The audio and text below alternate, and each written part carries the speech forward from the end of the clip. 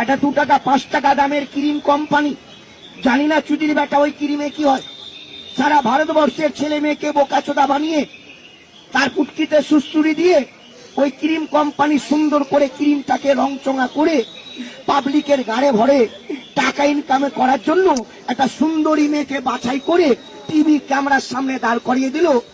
আর মহিলাটা কিছু টাকা লোভে ওই টিভি ক্যামেরার সামনে দাঁড়িয়ে ওই ক্রিমটা হাতে নিয়ে চোখে মুখে লাগিয়ে ফাট করে কি ডায়লগ দিল, বলছে ফেয়ার এন্ড লাভলি ক্রিম লাগালে 15 দিনে ছেলে মেয়ে পরিষ্কার হয়ে যাবে, ঠোঁট ফাটা, হোল ফাটা, গাল ফাটা ভালো হবে।